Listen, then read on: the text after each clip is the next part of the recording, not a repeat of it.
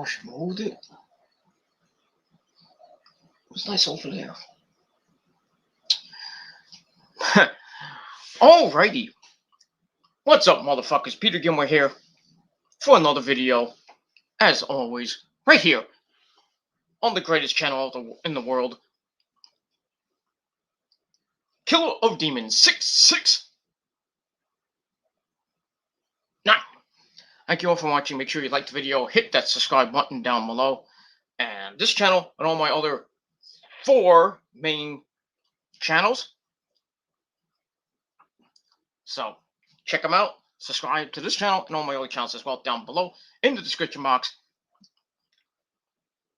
Friend me on Facebook. Follow me on Twitter and Instagram.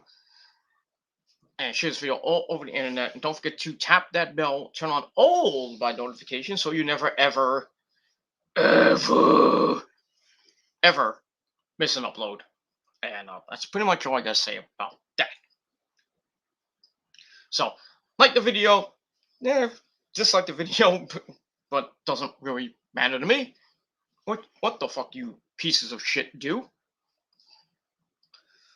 But don't forget to smash that bell and follow me on social media and share the video all over the internet. And that's it. And yeah, that's it, pretty much it. All right, ladies and gentlemen, on this Tuesday evening, it's about Tuesday evening. It's nighttime now, just as the sun has gone down in the Northeast on this rainy Tuesday evening, Tuesday night, November the 2nd, 2021. It's election day. So if you in the Northeast, in New York and New Jersey, or wherever you may be, if you had a vote today, hope you went to vote. Not that it matters, but okay, go ahead, knock yourselves out. But that's pretty much it. So yeah, that's what we gotta say about that. Fuck election day. So go fuck yourselves. Doesn't matter who you vote for, the country or city or state you may be in, still fucking sucks. And that's basically it. All right, so we got that. All right, so on this Tuesday evening, Tuesday night, November the 2nd, 2021, it's time to get sexy. And as always, it's time to get wet. Because that's what we do here. We get sexy. The men, we get sexy and we get the women wet. So that's my job. That's my job. For all you people in the chat, your job is to share my videos and get the word out. And let's try to get that sub count up a little bit more. I want to try. My goal is to get 1,200 subscribers by the end of the year. So we're there. We're about 7 away. Okay, so we'll see what happens in the next 8 weeks. So hopefully in the next 8 weeks I can hit that number 1,200. I had it before. I want to get it again and then try my best going into 2022 to maybe get 1,300 or maybe close to 1,400 by the end of 2022. But we'll see what happens. Baby steps.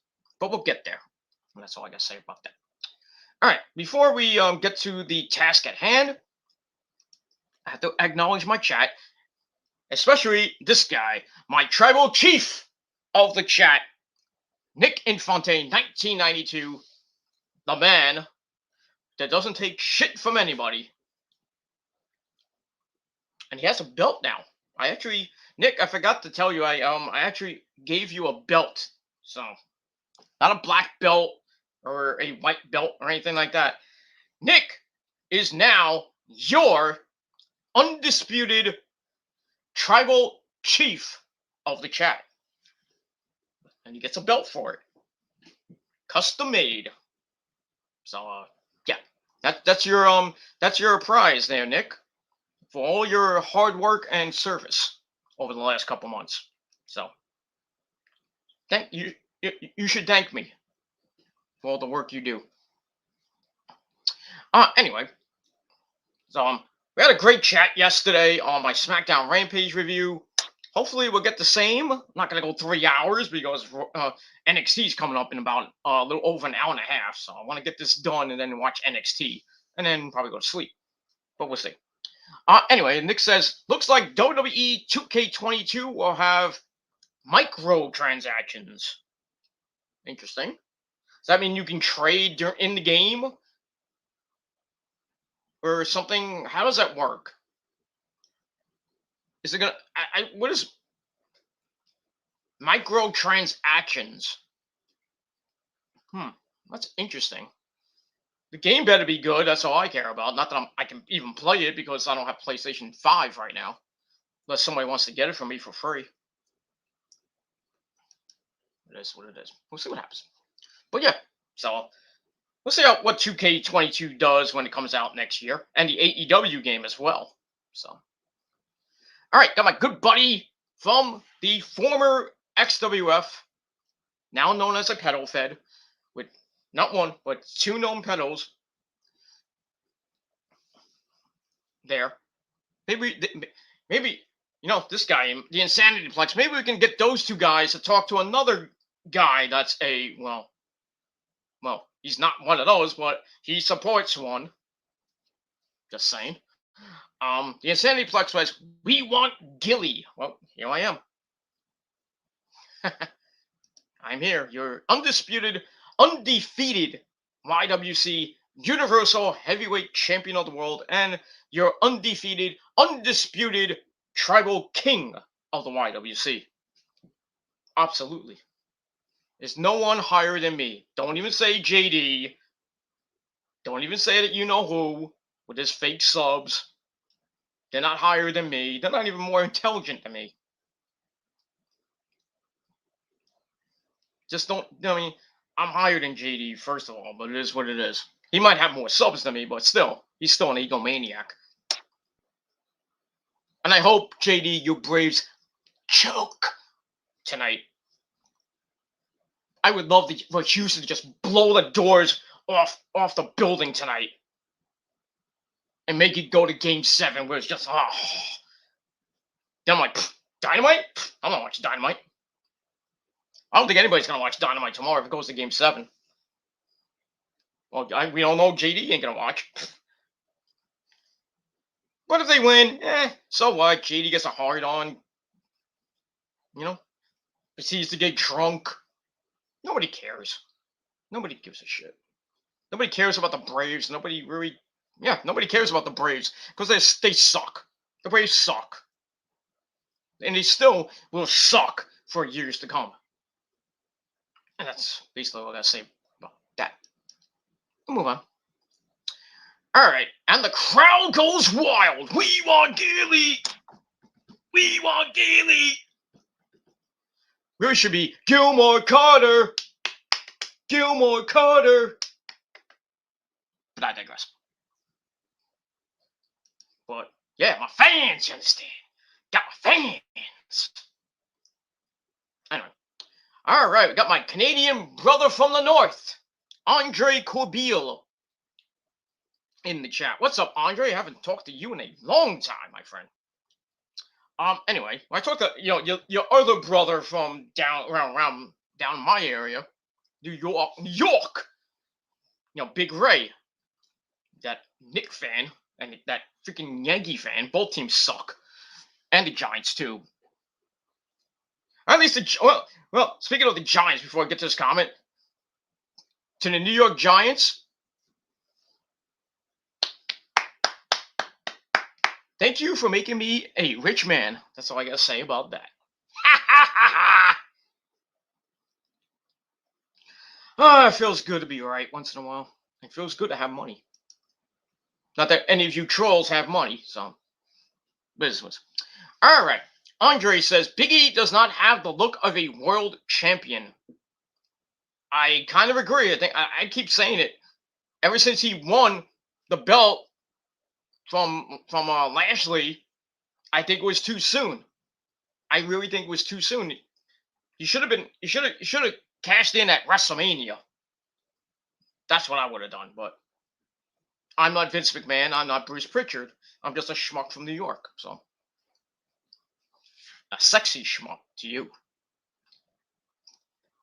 But yeah, Big E's reign right now hasn't been really that good. This is my opinion. His Big E's reign as champion hasn't really been that good. But we'll see.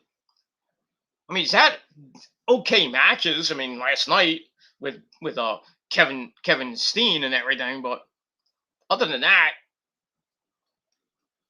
not a really decent reign. He's held it for what, a month or so, or getting close to a month.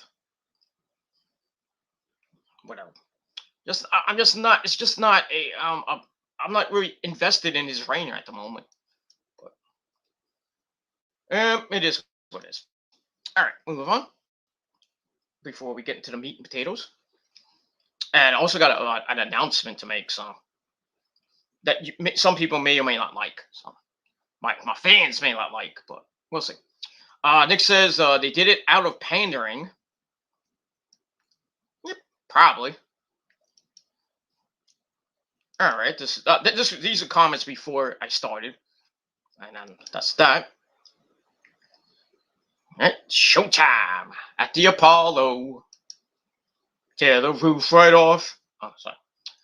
All right. Nick says it's Tuesday night. Time to get sexy. Every night, time to get sexy. Absolutely. It's yeah. Every night we get sexy. Every time I come on, we get sexy. So, all right, where are we? All right, my good buddy Carlos Cabral is in the chat. What's up, Carlos? How you doing, my friend? I gotta ask you one question, Carlos. Are you from New York as well? I think you are because I see a couple comments saying talk about New York. So, if you are from New York, what part of New York? Just asking. Just asking a normal question. What is what is? Carlos says, "What's good, brother?" Not much. Not much, dude. Not much. I just been hasn't been a pretty last few days have not really been good right now. I'm kind of trying to be in the positive mood right now, but still, just had last few days have just been shit. So, but because there's certain things that I can't talk about, but there are things I will talk about. That's that. But everything else, other than that part, I'm pretty much fine. I'm okay. I hope you having a great Tuesday evening. 49 degrees right now, ladies and gentlemen. 49. Woo! It's cold out there. So hope you are inside with the heat and a cold beverage. And as always, our sponsor, Pepsi. Because when you drink Pepsi, you get the girls to suck your dick. You get the chicks, my friend. Unlike when you drink Coke, you just don't get nothing. A whole lot of nothing.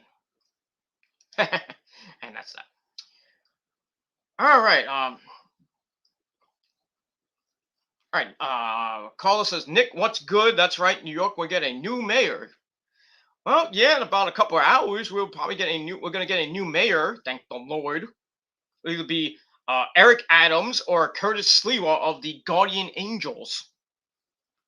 And going into election day, well, it didn't look good for Mr. Curtis Sliwa. He was down like 12, 15 points to Eric Adams, and it looks like Eric Adams is going to win unless a miracle happens that Curtis Sliwa wins and becomes the new mayor of New York City. And I'll tell you right now, all these mandates that the made, bye-bye. None of that shit. Because Curtis Sliwa is not for the mandates. Fuck the mandates. Fuck them. And Eric Adams is a de Blasio guy. Just want to point that out. So if you're going out later, I mean, the next 2 hours, because here in New York, the polls close at 9 o'clock. So if you didn't vote yet, well, go and vote for Curtis Sliwa. That's all I gotta say about that. Personally, I don't care. That's why I don't really vote much. I could care less. But maybe I'll vote when when we do the next presidential election, which is in 2 years, 2023. Because you know what's gonna happen? Trump, Biden, 2. I can't wait for that. What do you think? What do you think of President Trump? Former President Trump. What do you think about that? Oh, it's gonna be huge. It's gonna be huge. 2023. I'm coming back to get my. I'm gonna get the country to make it great again. It's gonna be huge. I'm coming back with Ron DeSantis as my running mate, and we're gonna make America great again, again. And if you don't like it, you're fine. So yeah, 2 years. We vote Biden out. Please, please, please. I'm not begging. I'm not e-begging or anything like that. But in 2023, by this time, 2023, vote Biden out. Please. And I don't want this stupid circus show that we had last year. And then what happened with that? January 6th happened, and these mindless dumbbells just decided it's like, oh, we're gonna have an insurrection. And everybody's blaming Trump for it. It wasn't Trump's fault. Just the stupidity that the voting system went through. That's why the country went into an insurrection on January the 6th. Not because of Trump. So, for all you that believe that shit, fuck you. But yeah. But that's 2 years away. We'll wait. We'll worry about that in 2 years. But now, we'll see who becomes mayor, either Eric Adams or Curtis Sliwa. I think it's going to be Eric Adams, the second African-American mayor. Well, no, the first one was David Dinkins. And he did a pretty good job, that guy, back in the early 90s. And then after that was our good buddy Rudy Giuliani. A good buddy Rudy Giuliani. Who's good friends with Donald Trump. He sucks. I fired his ass. Oh, okay. He wasn't huge like Donald Trump. Okay. But I digress. All right, so we'll see what happens in the next 5 or so hours, because after the polls close at 9, gotta count those votes. And it's just gonna probably be another headache. I just don't like the voting system, the way it is now. With you go in, and you just write it in, and then you put in a stupid scanner, and the scanner usually breaks, or you don't have a pen. I like the old way. You just go in, you go through a little curtain, you pick, and you pull the lever, and that's it. You're done in like 2 minutes, instead of waiting there for about 5 minutes to make sure your freaking ballot goes through the scanner. Stupidity. Damn, we went from 4 to 0 pretty quick. I don't care. Probably all trolls just leaving me 6 million dislikes with their 6 million accounts, with the same, usually probably the same person or his little butt buddies, pieces of shit, cowards. But I digress. Yeah, so we got that, and in New Jersey, we got Mr. Murphy going up for re-election against whoever's running against him, and I think, well, Mr. Murphy's going to win. So, and if you don't like Mr. Murphy, well, fuck you. And that's it. But as Carlos says, go vote if you dare. All right, we got a few more comments, and then we're gonna get to my quick announcement, and then we're gonna get into Monday Night Raw. And that's it. All right, Nick voted. Good job, soldier. So Nick voted for the rats that are in the subway. I'm kidding. I digress. I don't want to. You don't have to tell me who you voted for, guys, if you voted, but I really don't care. Like I said, don't care. Carlos is going to be streaming later tonight with his NXT stream. Oh, by the way, Carlos, I got to talk to Lauren because she was in a certain somebody's chat this morning, and that certain person we don't like. That's that. All right. We'll finish this up. Nick says a microtransaction is a business model where users can purchase virtual items for small amounts of money. Well, if that's going to happen in 2K22, I would assume that in the game you're going to have to buy like certain points or something like that, and then you can get like a virtual belt or something like that. I don't think they're gonna do. Oh, maybe with downloadable content, maybe that will happen.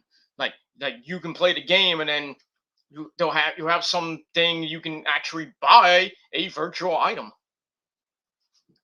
But I would think it'd be like any other game, like a Final Fantasy game where you earn gil, or you obtain gil, and then if you want to buy a weapon or an accessory, and if you have the money, there you go. But I don't know how that would work with the WWE game, unless you win and you get certain points that you can use to unlock a character, unlock an entrance, unlock a theme, or whatever. That's kind of cool, I guess. Okay. Carlos says he will be streaming. That's later. And Carlos is from the Boogie Down, Bronx. Okay, nothing wrong with that. There's nothing wrong with the Bronx. I just don't ever want to go there ever again. I went there once, and that was for a wedding a couple years ago. That's the last time I went. I've been in the Bronx. And I hate the Bronx for obvious reasons. Not because Carlos lives there. You know the reason why I don't like the Bronx. Nick knows. Nick will tell you why I don't like the Bronx. A certain team, if you will, that plays in a construction site and cheated 26 times. But I digress. Okay, Nick, go back to Nick. Nick says, plus I am currently watching NWA Power on Fight TV. That's good. Actually, Dark is coming up in about a half hour from now. So, there you go. There's your Tuesday night of action in the sport of professional wrestling. And that's it. All right. Final comment, and then I'm gonna get to my little announcement, and then we'll get to the Raw review. And that's it. All right. Dick says there will be no DLCS, no downloadable content for WWE 2K22 because of roster updates. Obviously, because of the brand split that just happened. So, excuse me. That's all I gotta say about that. Choking a little bit because I fatted. I'm sorry. I fatted. But I digress. All right, so that's it for the comments right now. You can still leave your comments and your whatever you want in the gobbledygook in the chat room. Just be nice, and positive comments, because you come in and you're a troll, you're out. And if you don't like it, then you can come to my face and say something to me. Say something, but you're not. So, fuck you, man. And that's it. Me and Nick got quick trigger fingers, among other things. But I digress. All right, let's get into that. So thank you all for watching, and continue to watch, and that's it. And come in the chat. Chat room is wide open, like Revy Sky's legs. But I digress. All right. Now, all right, I'm gonna get to my little announcement. Not a big announcement, not a huge announcement, but Um, doesn't okay. This is not going to be pertaining to Chase, who has stepped away from YouTube or anything like that. He decided to leave YouTube for his own reason. Even though there's a rumor that he might be doing a stream tonight, I highly doubt that. I mean, if he, I think he should not, because if he does, then it makes him a hypocrite from last night. So it is what it is. But I think my good buddy ZTB might be doing a stream later. We'll see what happens with that. Because yeah, Sunday was a day. It was drama day. It wasn't even Halloween. Well, it was Halloween, and everybody in the WC dressed up as basically what they are, two-faced idiots and dumbbells. And I mean, everybody was doing streams, just drama, drama, drama, drama, drama, chameleon. It was drama mania, like on Sunday, and Nick got involved in it, got very emotional and everything. I mean, I was here and there on certain streams, and then I decided to get on the action and did a final video about these mindless zombies who are still hounding me, but it is what it is. They're still just they're still pieces of shit that I don't care about. And that's it. So I did that, and that's it. And then I did my SmackDown Rampage stream where more idiots came in just talking smack with no facts. But um yeah. But other than that, and then right around Raw, Chase comes on, does like a 5-6 minute video, and just says that he's not going to be doing any streams on YouTube anymore, be on Facebook and Twitch. So he's kind of basically gone from YouTube for the moment. We'll see what happens with that.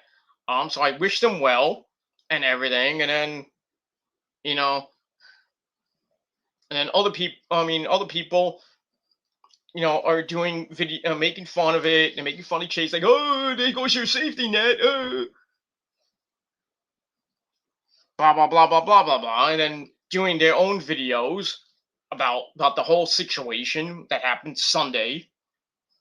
You know, Will did one, a couple trying to white knight for Chase. I don't really care about that. Um, and then and then Grizzly Wedwood himself, Dark Horse Josh, does two videos, and one of them, the last one he did, he name drops me because I'm such a great guy, and he calls me two-faced and a liar because I called this little thing with him and Chase. I called it petty because Dark Horse blocked him for what he did with Daniela and all that other stuff, which Chase apologized to Daniela for. But still, people hate Chase. They think he's two-faced. There's something going on behind the scenes with Chase. And then I get involved, and I get called two-faced and a liar by Mr. Josh White. And then he blocks me on Facebook. Well, I basically don't care. And then he says that I'm a liar. Then I told Chase that Dark Horse was gonna dox him. I don't remember even telling him that. And if I did give anything to Chase, maybe Chase misinterpreted that. That may or may be. I don't know. And if I did, I'll apologize to Chase in private. But other than that, I'm not two-faced. You're two-faced. I'm not instigating or stirring the pot or anything like that, Joshua. So, I mean, believe what it is. I mean, it is, believe what it is. All you people, believe what you may about me or about Chase. There's certain people in this so-called community that are fake, that are really, really, really fake.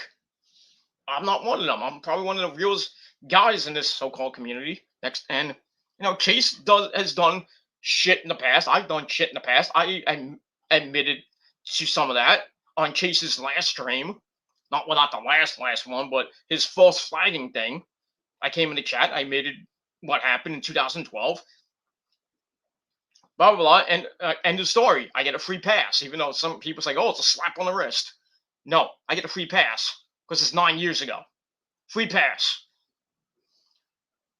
But other people, they don't get a free pass. They don't. And if you guys want, you guys want to bash Chase for being friends with me, or Nick, or Nick, you want to bash Nick or Carlos or Lauren or anybody else that wants to be friends with me, and you think, oh, you're gonna be friends with a guy that's a pedophile, then I mean, first of all, show them the real proof. I mean, real proof, no false accusations, and let them decide. And if they don't want to be friends with me, well, I don't need to be friends with them. I, I'll see through their I'll see through their bullshit and their true colors. It is what it is. But when I explain things to my friends and I show them the actual evidence, they take it whatever way they want. Too many flip floppers in this community on social media. Too many flip floppers. It is what it is. But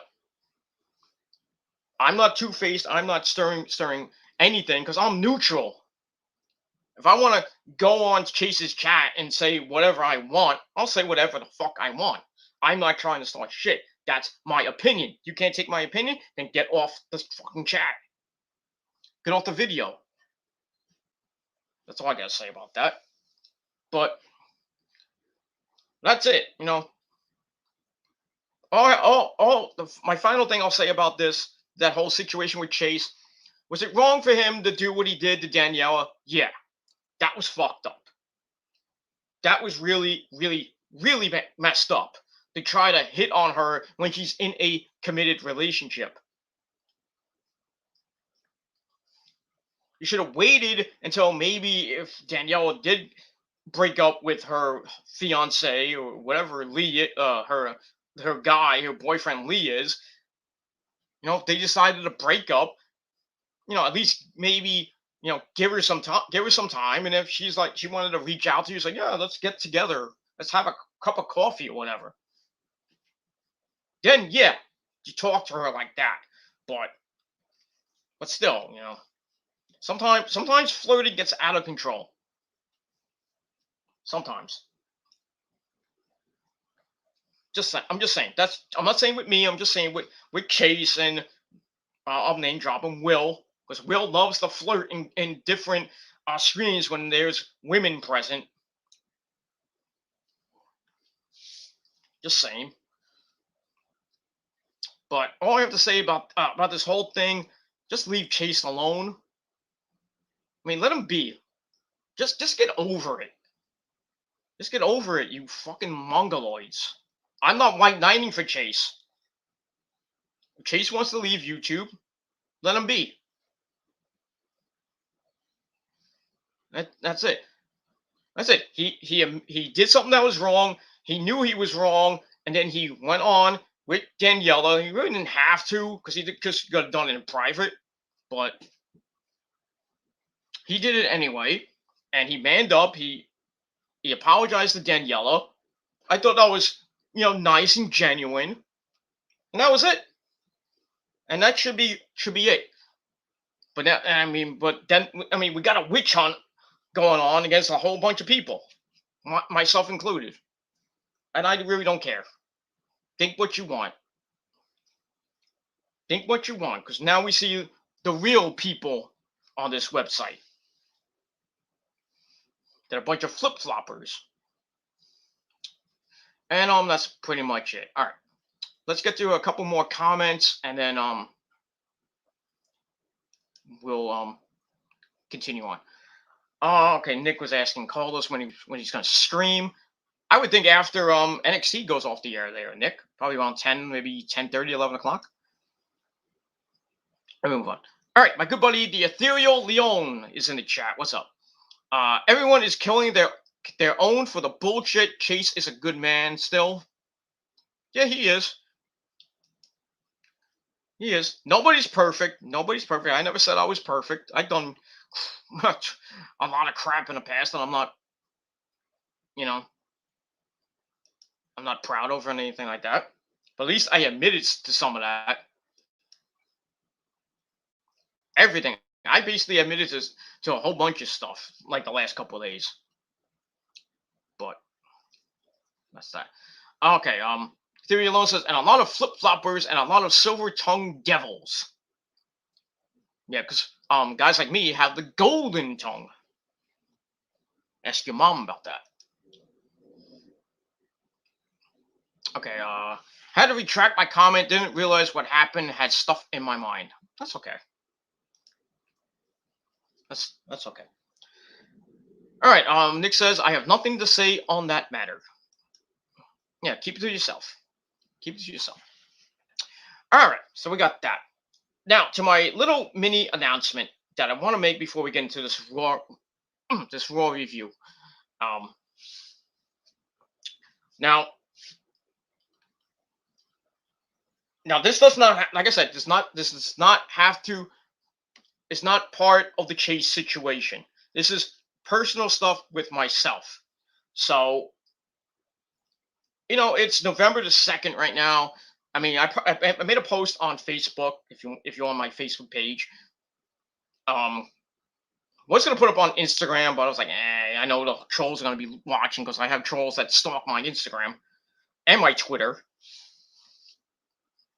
So, got all that, and so but basically, long story short, I'm gonna be stepping back for a while from YouTube. So I'm gonna take a step back. Not quitting. I'm not quitting. I'm not taking a long extended break per se. I'm gonna not be on so much because of the holidays coming up, and I really hate the holidays as it is, and I get really angry and violent. So I mean, I don't want to come on during, if I do a video on Thanksgiving or on Black Friday or anything like that, or during the Christmas season on my birthday or Christmas or New Year's. I don't want to come on and just rage for like 3 hours. So I think it's best to just take a step back. I'll still do my reviews. That's not going to change. But the streams that I have are just like a Monday. I'm bored. I'll just like come on in the afternoon and just shoot the shit, give you some wrestling news and with other stuff that I feel like talking about. Probably will not be doing those for a while. And I really don't know about anything else like a debate with these mindless zombie trolls. May or may come by the end of the year. I don't know. I have to see how my because I'm busy, so because I got a busy a busy life and everything, and my phone went off. So yeah, so I'm gonna be pretty busy from now until the end of the year. So there might be some certain days that I probably won't do videos or anything. I'm not gonna be on here like every day, 24/7, 365, like certain people we know. Gotta do video. Gotta get Burger King tonight. But I'm just gonna take a step back because there's stuff going on in my life that I just feel the need to like just take a step back from social media and YouTube, and I'm just gonna take a step back for a little bit. But like I said, I'm not quitting. I'm I'm not gonna be like Chase and just saying I'm never coming back or anything like that. Because nobody ever leaves YouTube. XWJ that one. Um, but yeah, so I'm just gonna take a step back, not do videos every day, well, except for the reviews, because you got a Monday show, you got a Tuesday show, Wednesday show, and then Friday, and then Saturday and Sunday, depending on pay-per-view schedules and all that shit. So that's probably what I'm going to be mostly doing is just reviews of Raw, SmackDown, Rampage, Dynamite, and and uh yeah, Raw, SmackDown, NXT, Dynamite, Rampage. And then some pay-per-views near the end, Survivor Series, of course, Full Gear, NXT Takeover in December. Because they're coming back. That's coming back for I think War Games. And then after that, we'll see how what happens as we begin the new year, and my schedule might change again. I don't know yet, but just want to take a little bit of time to kind of you know fix myself, if you will. Yeah, because I'm kind of burnt out. To be honest with you, I'm kind of burnt out. And this is real stuff. It's not bullshit or anything like that. I'm just kind of burnt out. And it's not because of these mindless trolls that are still hounding me or anything like that. I'm gonna take a little step back and kind of assess my future in my real life and on this lovely website and on social media. So who knows? I might close down my social media.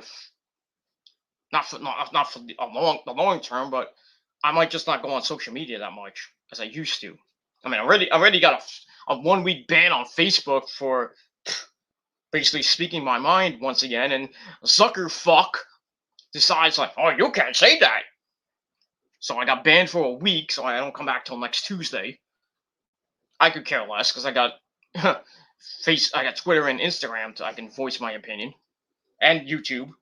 But like I said, I'm probably not going to be on as much as before. Like I said, there's going to be certain times that you won't see a video from me for maybe a day, maybe 2, maybe 3 days. But I'm not, like I said, I'm not leaving. I'm just taking a step back because I'm kind of burnt out. So, and that's it.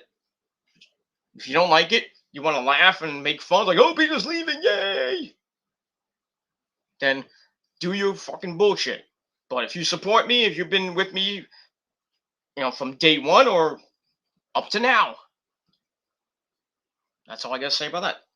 Keep supporting me and fuck the trolls and fuck everybody else. You don't like it, too bad.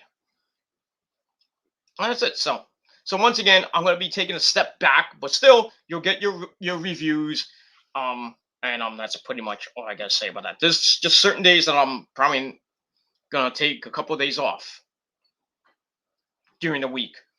I'm not gonna be on like 7 days a week, 24/7. Because I got other things to do and worry about. So that's it.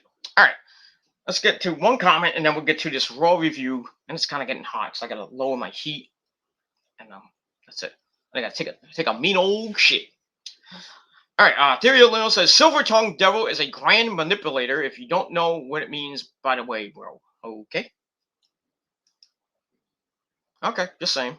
Just saying, I got a golden tongue. Ask your mom. Ask your mom and girlfriend that. That's all I gotta say. Pretty much about that. All right. We talked for 44 minutes and about some stuff. Let's get into the meat and potatoes of this episode, because I don't want to make it too long. That's it. All right, ladies and gentlemen, it is time for your Monday night, late and out of date Monday night Raw review for November the 1st, 2021, from the Dunkin' Donuts Center in Providence, Rhode Island. And last night was, in my opinion, it was kind of meh. A lot of people saying that John Laurinaitis was running the show and everything. and people on social media and YouTube gave it mixed reactions. That's your opinion, but my opinion matters the most. Um, I just thought it was kind of bland. The main event sucked, and that's pretty much all I gotta say about that. All right, all right. Before we get to this review, I will be right back.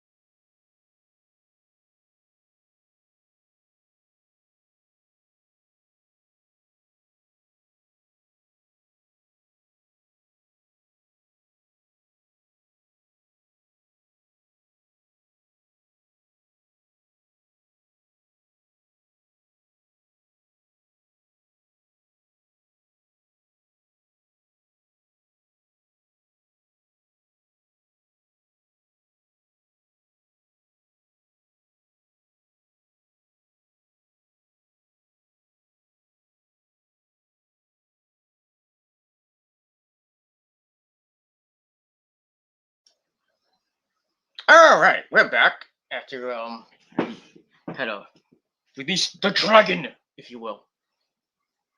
So we're back. All right, let's get it on, ladies and gentlemen. Chat room's still open if you want to talk about Monday Night Raw or talk about anything. Open forum as usual, but be respectful. And that's it. We'll move on. All right. So Monday Night Raw last night, and as a team of Jimmy Slave and Byron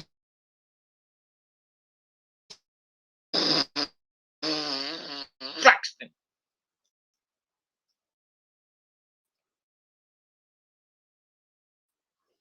And that's that.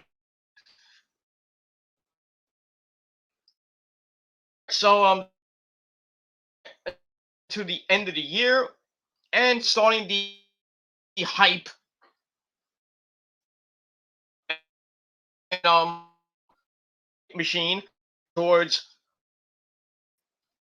the next pay-per-view, November the 21st, 19 days away from now, the Survivor Series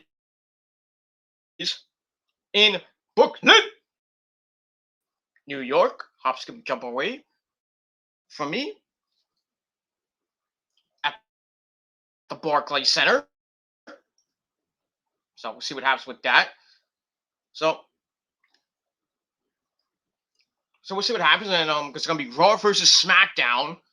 Not most and the champions are gonna face off against each other in non-title matches, and then we're gonna get some traditional Survivor Series matches and same old shit we've been getting for the last few years with Survivor Series. I wish NXT 2.0 was in this, but I doubt it. All right, that's that. All right. So we big Monday night opening video looking at Bianca Belair, and Becky Lynch feud that's been going on, and it's going to be sets up the title match, the Raw Women's Championship match, Becky Lynch Bianca 3, which is going to open the night. So we'll see what happens with that. All right, then we go to the back for pre-match promos from both ladies. Bianca talks about how we got here and basically talks about her feud with Becky. She says her failures are opportunities to get better, and now Becky is over title match. This losing to Becky at what happens with that? She can get off the schneid, if you will. And then we hear from Becky. She talks about how it is to be here, and she might have even heard some booing. Good for the man. Basically, all that is going to do is inspire her. So we get all that. So I give that first little pre-match stuff 2.25 out of 5 stars, and that's it. All right, then we begin. We go to the ring. We get the introductions in ring from Rome. So we start off with the women's title match. Becky Lynch, the man. Becky Lynch taking on Bianca Belair. She's Bianca Belair. Her hair, but she's Bianca Belair. It's what it is. Great. The finish kind of was, but I think you knew where this was gonna go, and could have set up something for the end of the night, but that did not happen, as we all know. All right, so Becky starts by trash talking Bianca. Then Bianca powers her down with a waist lock, sets up catches Bianca with a jawbreaker on the outside. Then she takes at it around the ring post, but Bianca gets Becky into the ring post. Ow! Then she sets up a suplex on the floor. Ouch. So we go to break. We come back. Becky trips, goes for a suplex, gets counted into a 1922 small package. Then some drop kicks give Bianca a little breather. And then we get the ever-growing exchange of roll-ups. Hey, that's a cherry roll-up. I wanted a grape. All right, whatever.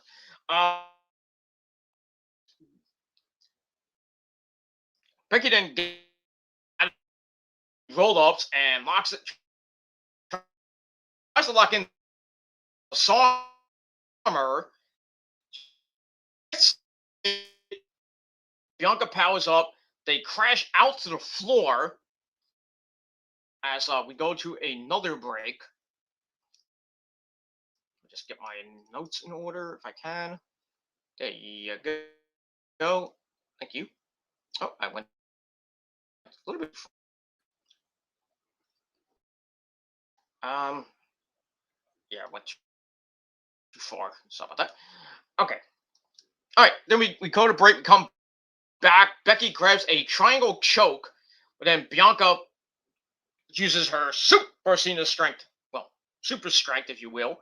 She powerbombs her way to freedom and gets out of that. Becky hits hard on the mat.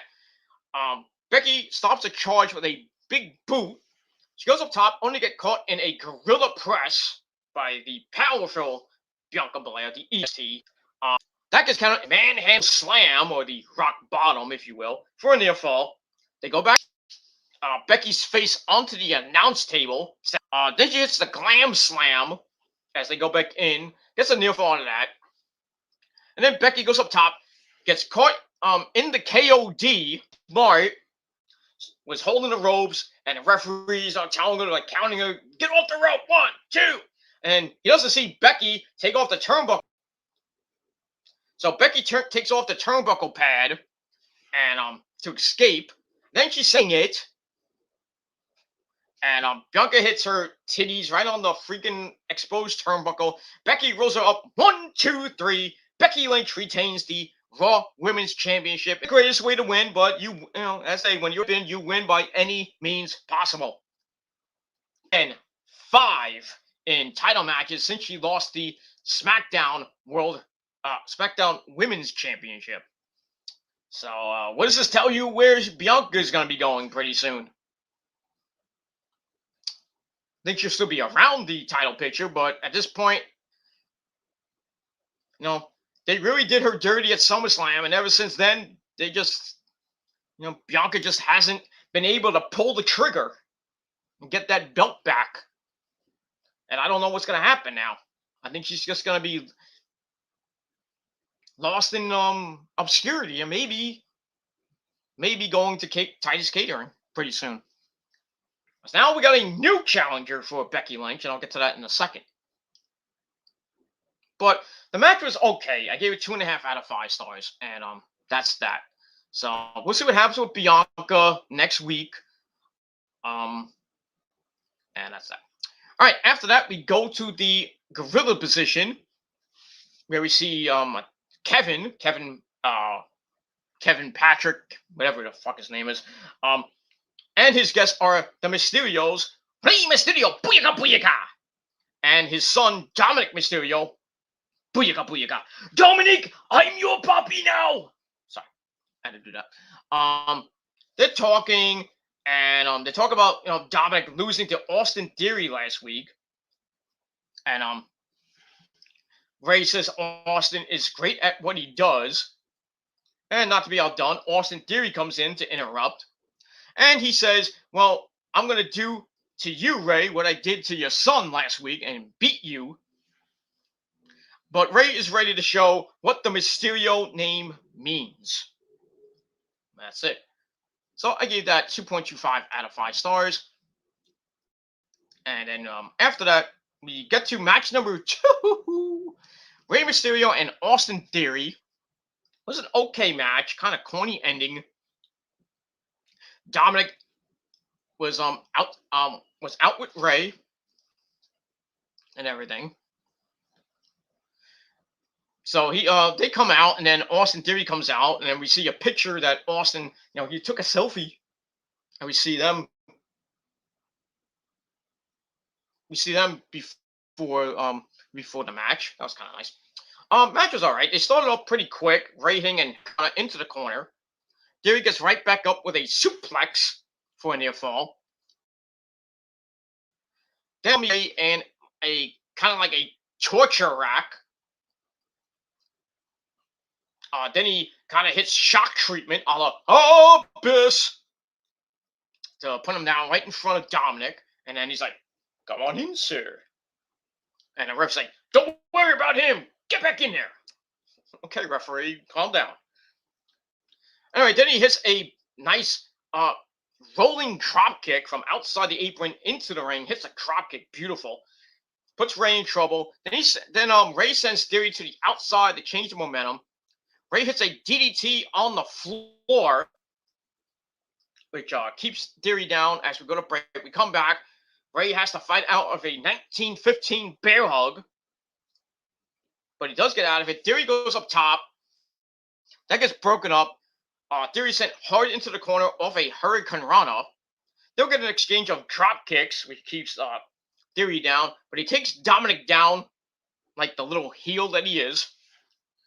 Raiden knocks him into the 619 position, and he goes off the road. Before he goes to the 619, we see Dominic Theory right in the face, right one at the same time.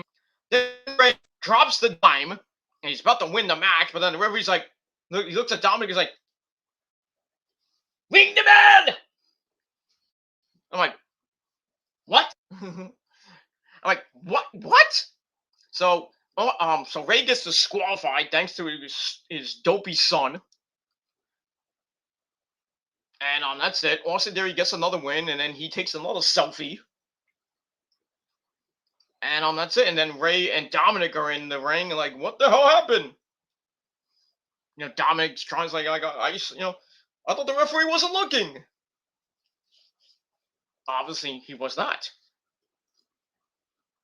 And that's pretty much it for that. So I gave the match 2.25 out of 5 stars. And that's it. All right, chat room still open if you guys want to come in. All right, after that, we got a recap of the Monday Night Messiah, Seth Rollins, winning last week's Fatal 4-Way ladder match to become the new #1 contender to Big E's WWE Championship. So we saw that. Then here comes the Monday Night Messiah, Seth Rollins. Burn it down! So he comes out with his crappy suit that he got probably from the Men's Warehouse, you're gonna like the way you look. I guarantee it. But he didn't look good in that suit. So anyway, he comes out with his contract, and he's on top of the world. He talks about last week he won a grueling ladder match to become the new #1 contender. He says it feels good to be where he belongs because he came here to be the biggest star on Raw. And basically tells the fans, well, we have to look at the fine print. He's about to open the contract and maybe sign the contract or something. But then Big E comes out, the champ, and he talks about Rollins refusing his handshake last week after Rollins won the match. But Big E says, my aunt told me not to think of doing a thing like that. Okay. Don't want to talk about your aunt or whatever. All right. Rollins then talks about how he lost respect for Big E last week by him turning down the handshake. Then Big E talks about his big wins as of late, which kind of bugs Rollins a little bit. I was like, I know who you are. I know you're not on my, and he's like, you're not on my level. He's like, when you get to my level, we can have our title match, and I can take the WWE title from you. So Big E can go to the back and become a joke with his friends again.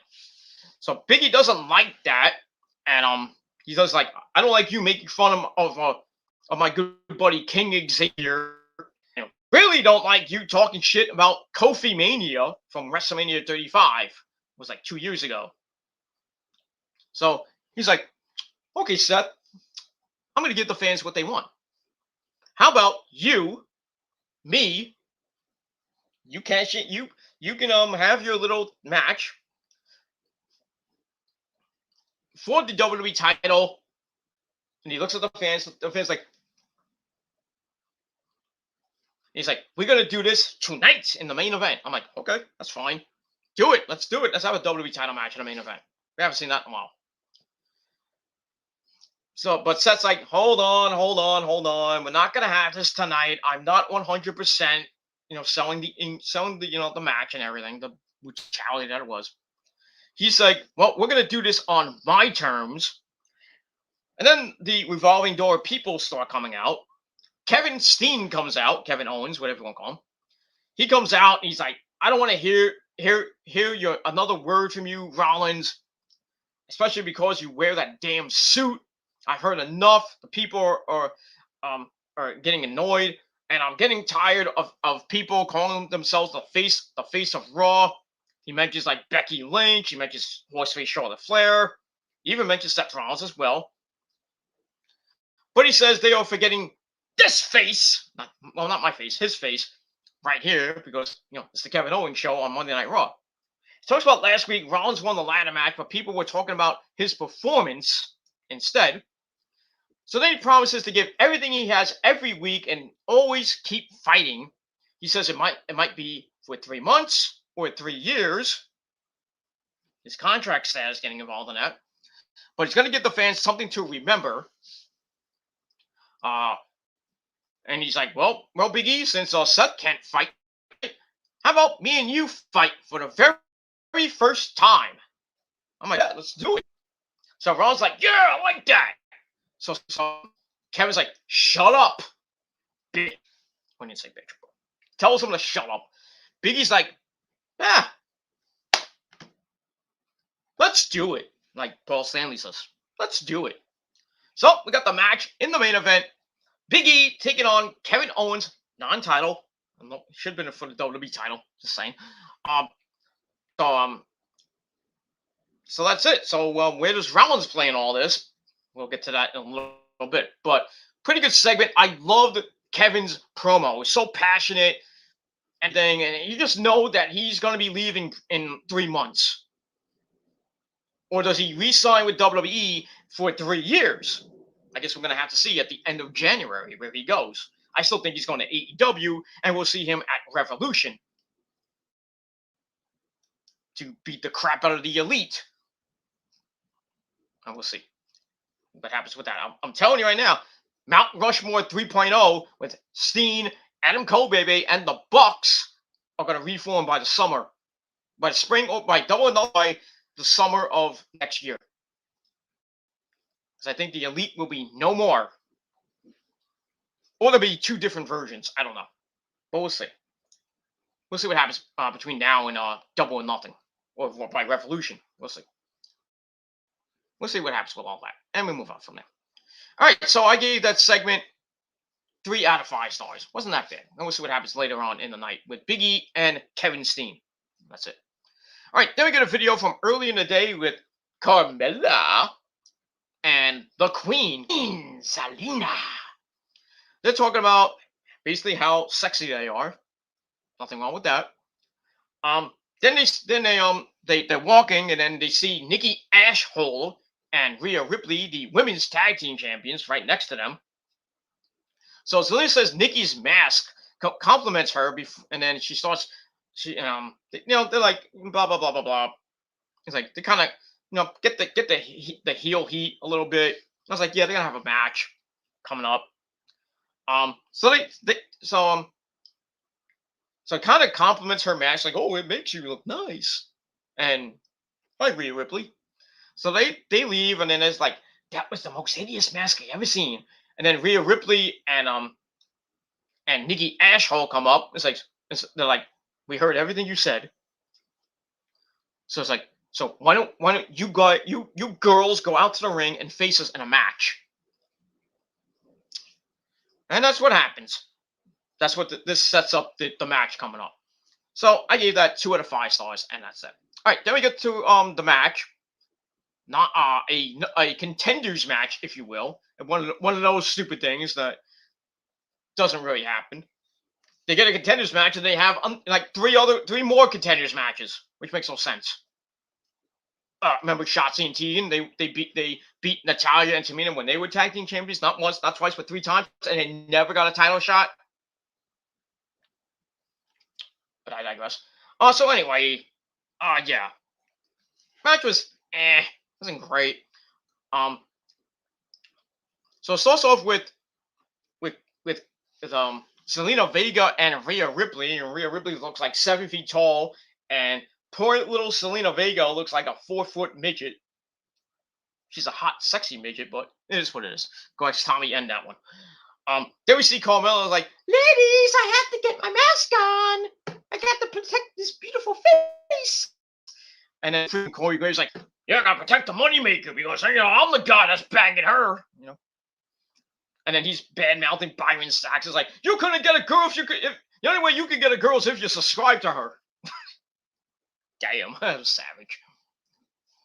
Well, that's basically what the trolls do on here. They can't get a girl unless they subscribe to her. But I digress. All right, so Carmella gets her mask on, and then Rhea Ripley and Zelina Vega go at it. Zelina runs right into Rhea's shoulder, and Rhea's like, kick that, get off your shoulder. All right, then Carmella comes in. That doesn't work as well. She gets knocked down. So it's a drop kick by Rhea. Then we see a bunch of the other women in the back. Basically the entire Raw Women's division, besides Becky and Bianca there. They must have came out of catering from baking those damn cookies. Then we see Rhea pick Carmella up and tags in Nikki Ashhole for a drop kick to the knee. Ow. Then Nikki hits a crossbody off the apron, taking both of them down, meaning Zelina as well. We go to break. We come back. Carmella has a 1920 chin lock on Rhea Ripley. Then she tags in Zelina Vega, who comes in and does the same. That gets broken up. And Rhea gets the tag to Nikki Ashhole, who hits a fisherman's neck breaker on Zelina Vega for a near fall. And then Carmella sends Rhea Ripley into the ring post. Ow.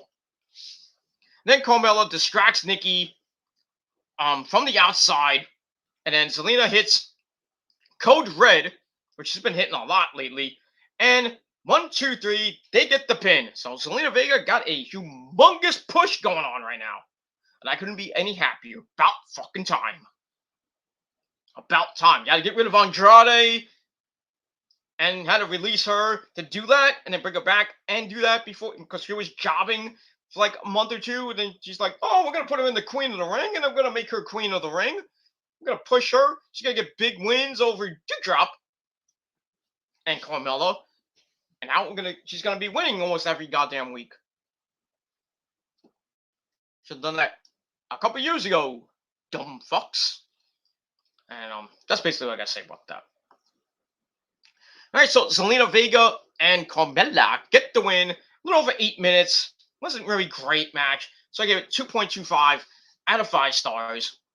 And looks like we got a Zelina Vega and Carmella gonna go after the women's tag team titles pretty damn soon. Don't know when that's gonna be, but we'll see what happens with that. Probably next week, but we'll see. All right, then we go to the back where we see Big E getting ready for his match with Kevin Owens later on. And then the Alpha Academy come up to him, Chad Gable and the big fat man, Otis. Gable offers to help Big E. Basically, he wants to help me, win and not have Monday Night Raw turn back into the Monday Night Rollins again. So Big E's like, I really don't need you. And Gable goes off about him graduating. Graduating from Full Sail University with a master's degree and a 4.0 GPA, and was a valedictorian. Good job there, Chad. And then he starts praising Otis. Like, look what I did to Otis. I made him, from basically nothing to somebody. And I could do the same thing to you, Big E. And it's like, you know what? I'm gonna show you in my match coming up with Finn Balor. And that's that. So they leave, and Big E's like, I don't care. That's it. So I gave that 2.25 out of 5 stars, and that's that. All right, after that, we get a video on, the former member of Ginger My Balls group, the man called Veer. I don't think we needed a video for him. He's like, oh, come on to Raw. He was already on Raw. So that was a pointless video. That's that. All right, after that, we get to a pretty quick match. Chad Gable and Finn Balor. We had Otis at ringside, and he looked jacked. But anyway, this was a pretty good match, and I'd like to see this again. So Balor gets taken down to start, then is right back with a wrist lock. Then he hits a basement dropkick on Chad, and then Balor snaps off some arm drags, not textbook arm drags like Ricky the Dragon Steamboat does it perfectly. But Gable grabs a 1915 abdominal stretch, but Balor hip tosses him away, get out of it. Then he hits a double stomp on Gable's chest, goes for the shotgun dropkick and missed. Gable grabs the ankle lock, but the attempt at a grapevine is counted into a cross arm breaker. That gets reversed into the ankle lock again, but this time Balor rolls through, hits another double stomp.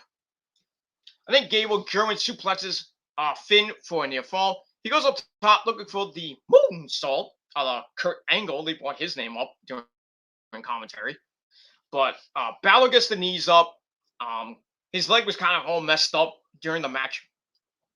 And he goes for the coup de grace and wasted a lot of time. As Gable goes up and hits a superplex down to the ground.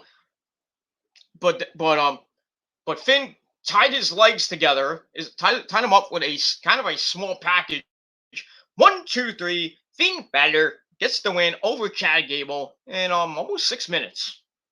So actually could have went a little bit longer, not close to 6 minutes. It would have been nice to go at least 10 minutes, but still, pretty good match. I give it 5 out of 5 stars, and that's that. I'd love to see a rematch between these guys. I would love it. And that's pretty much it. All right, got Lauren in the chat. I'll get to your comment in a minute, Lauren. I gotta actually talk to you, but that's it. But thanks for coming in. I'll acknowledge your comment in a minute. All right, so like I said, I gave Balor and Gable 3.25 out of 5 stars, and that's it. All right, we're about 38 minutes away from NXT 2.0 on the USA Network, but we're gonna finish up pretty soon. All right, then we get a look back at RK Bro retaining the tag team titles last week over the Dirty Dogs, Dolph Ziggler and Bobby Roode. So we see that. All right, then we see Riddle, Scooter, going down the hall. He says, "Hey guys," and he says hi to R4 and Akira Tozawa, and maybe I don't know if Drake Maverick was there, the 24/7 idiots. Runs into Ziggy and Rude. He starts talking to dogs. I don't know why. Ziggy thankfully cuts him off and says, he tells Riddle to pay attention to their match with the Street Profits coming up in a little bit, as RK Bro will be on commentary to preview the match. Of course, we'll have to, be there. Blah blah blah blah blah. And it's a lot of fluke and blah blah blah blah blah. That's it. And so I gave that 2.25. Then we see a video on our good buddy, the man, the boss of Titus Catering, Titus O'Neil, basically doing what he does best, because he loves the kids. He loves to do things for the kids and other stuff. It's like kind of like an ambassador and shit like that. Basically, he went to Tampa and unveiled a school in his name, Thaddeus Bueller, I think it was. I didn't even know his name was Thaddeus, but okay, or Teddy, whatever. Thaddeus Bueller Middle School, I think it's called. Basically for his work in his community. That's what the video was about. So it was kind of cool. I actually was okay. I gave Titus, I gave him the golf clap. But that's that. But get your ass back to catering and go make me a mean steak. Go do what you do best, Titus. Go make great steak in catering with your with Naomi and Dana Brooke making those cookies and ice cream. Just saying.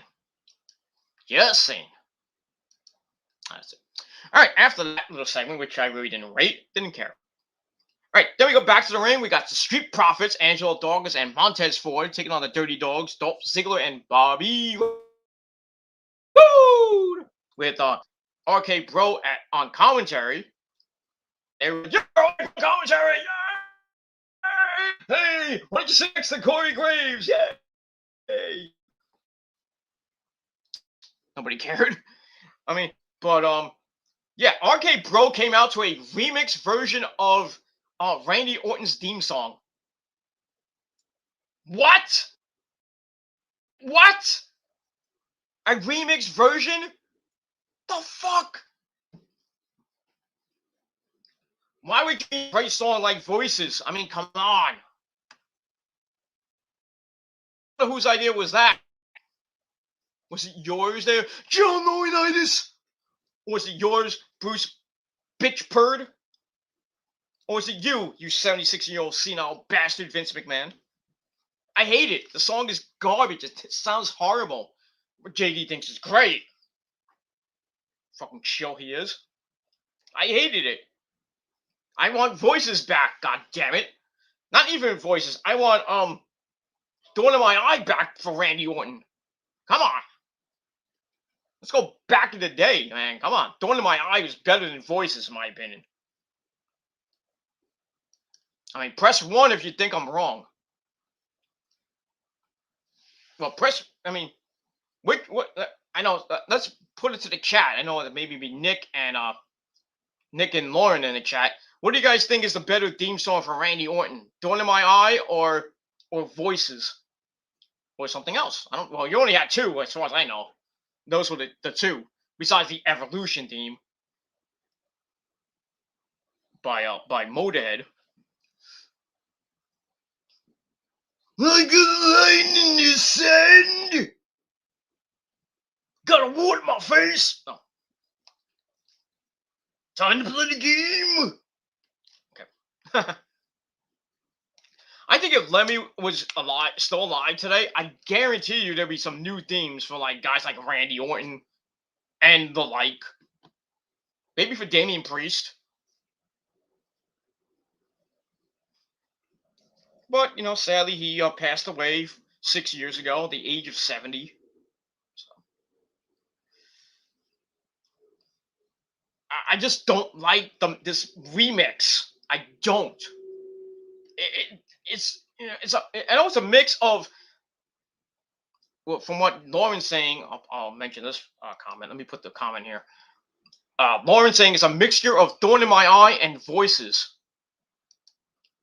Doesn't sound that great. They really should just go back to Thorn in My Eye. That's what I think. But they're not going to do it. They just want to see how it plays out, and we'll probably be hearing it for the next 10 years, like Cena's theme. At least they changed Roman's theme, thank God. Roman's theme is probably one of the best themes in WWE right now. Just saying.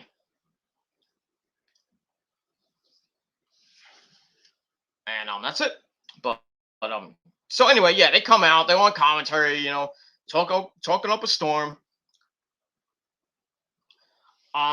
Yes, they have a remix version of both their themes, which sucks. So anyway, the match starts. Bobby Roode has Montez Ford in a 1910 headlock, as even before Orton and Riddle was sitting down, we got a humongous Randy chant. And Riddle gets the headset. He's like, "Yeah, Randy." Like, shut up and just do the commentary. Yeah, weed head. But anyway, back to the match we go. Ford tosses Rude down. Dawkins, who comes in to hit a suplex Ford onto Bobby Roode for a near fall. Bobby Roode takes Dawkins into the corner, tag Ziggy. To double team him, but that doesn't last long as Roode comes right back in, only gets splashed in the corner by the big man. Roode tries a hangman DDT of his own, but gets backdropped to the floor, which right in front of RK Bro, like, okay. And Randy wasn't really saying much, like, "Oh, this is cool." Randy shouldn't even been on commentary. Just stay. You just stand there, and there's a problem. He's gonna give somebody a Gilmore cutter. He calls it the RK Bro. He calls it the RKO.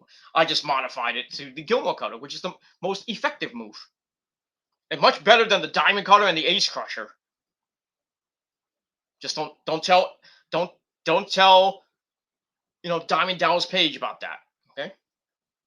Because he'll probably get mad at me. He's cool with me and everything, but just don't tell him that the Diamond Cutter is weaker than the Gilmore Cutter. Don't tell him I said that, because I don't want him on my ass. That's all I gotta say about that. All right, so he gets backdropped to the floor, right to make RK Bro all nice and happy. Then the Profits take the Dirty Dogs down, and then they start staring at RK Bro as we go to break, because they're gonna be. Somebody needs a tag title shot. Then we go to break. We come back. Dawkins is in trouble, and then the Dirty Dogs take turns on him. Not like that. Dawkins manages a quick silencer on Ziggy. Then a suplex on Bobby Roode. Then gets the hot tag to his buddy Montez Ford, and who comes in like a house of fire. The pace quickens a little bit. He hits a high cross body and a blockbuster for a near fall. Bobby Roode rolls him up for a near fall, but Montez Ford gets the same off a crucifix pin.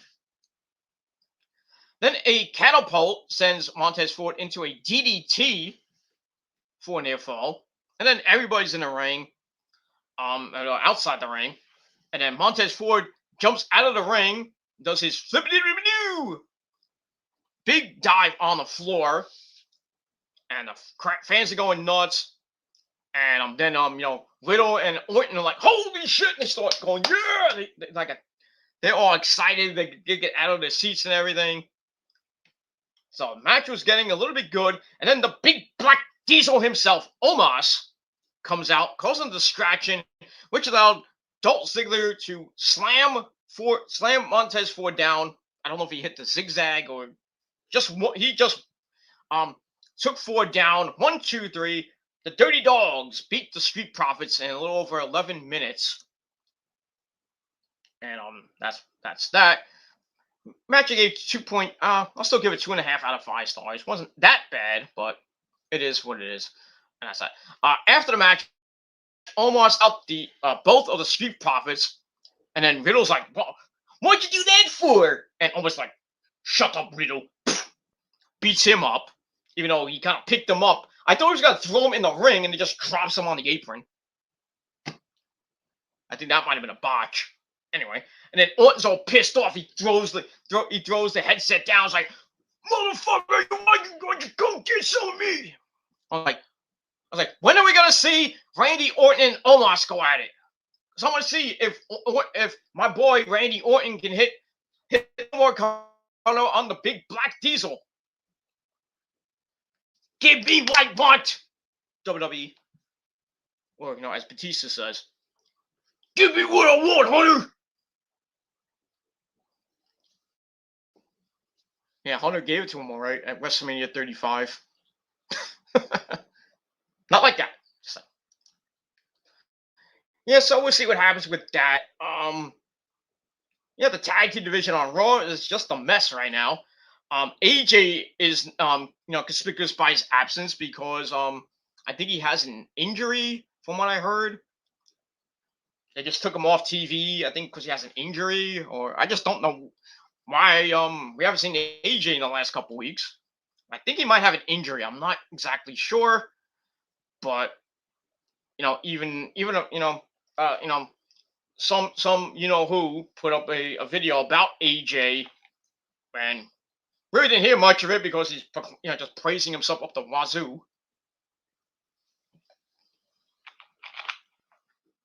So I'm like, well, fuck this video, and I had to go find something on Ringside News about what happened to AJ, and I think they just took him off TV.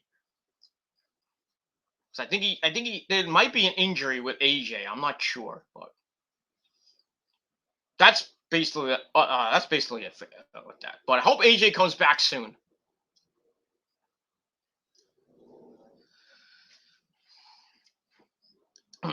But we'll see what happens. I hope AJ comes back soon because it's nothing bad to say about Omos, but seeing him every week without AJ, it kind of feels naked without that, But it is what it is. So we'll see what happens next week on Raw between the two teams and the three teams are RK Bro, Street Profits, the Dirty Dogs, and AJ whenever he comes back, and on the big black diesel himself, Omos. And that's that. I still think the Street Profits are going to get the belts, but you never know. And that's that. All right, after that, we get a look at the Archer of Infamy, Mr. Damian Priest. What happened last week when he just went completely berserk and beat shit out of T-Bar, beating him into oblivion last week after T-Bar threw a chair in his face after that match. So we're going to get Damian Priest T-Bar 2, this time in a non-title, no disqualification match. But before that, we get Sarah Schreiber talking to Damian Priest. Sarah Schreiber's still looking nice. That haircut's got to go, though. Just saying. Anyway, Damian, she talks about, it's like, oh, we never seen that before. Or, no, was he with Kevin or was he with? I think it was with Kevin. Sorry, not Sarah. Sorry. But anyway, in any event, they ask Damian about, oh, we never seen this side of you before. What are you gonna say about that? So Damian says that side of him has always been there in the deepest, darkest crevices of your bunghole. But he's like, he's scared to let it out. He's like, I don't want to let it out again. Like, Chucky, don't let him out. Then he's like, well, if T-Board wants to throw a chair at him, well, I'm going to go to that dark place and I'm going to take people with me. And then he says, tonight, T-Board has a chance to get very acquainted with the Damien in him. Is Damien's head gonna spin around like Linda Blair in The Exorcist? I don't know. All right, so I gave that 2.25 out of 5 stars, and we'll move on from there. All right, then we go to the no disqualification match. Damien Priest and T-Bor. And man, this was vicious. This was a vicious, brutal match. Not brutal, but still pretty vicious and brutal. Anyway, Graves described Priest as the walking embodiment of the eternal battle between good and evil. Okay. Anyway, so they start off on the floor. Damien sends T-Bor into the barricade. Then it's time for a table, but get a delay, which lets T-Bor kick Damien right in the face. He sets up the table at ringside.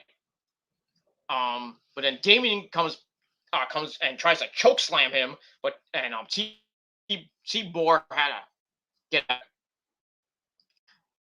into the ring post, but enough T-Bor right in the face.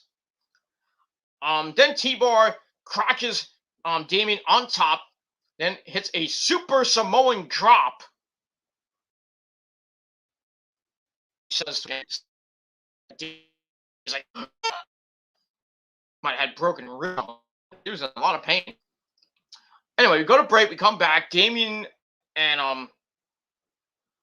beating the crap out of T-Bar to get out of trouble. Then he hits a jumping enziguri. Then the spin wheel kick. Then after that, he hits the broken arrow for a near fall. He goes up top, but gets pulled back down with a choke breaker for 2.599 fall. Almost won the match. Priest gets his arms tied in the ropes, and T-Bar grabs a kendo stick. It's like, well, I don't want to use a chair. It's too basic. Is this basic? No. So T-Bar takes the stick. He points it right at Damien's chin. Then he rears back. Bam! Bam! Bam! Vicious freaking kendo stick shots to the gut. And then we see all the scars and freaking Damien Priest freaking belly looked like chopped liver. Yeesh. And I mean, if you've seen the pictures afterwards, ooh, God, sick. I mean, he beat him so bad the freaking kendo stick broke. Whew. That was vicious.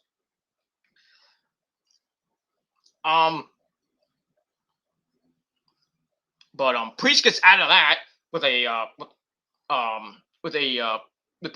big time clothesline.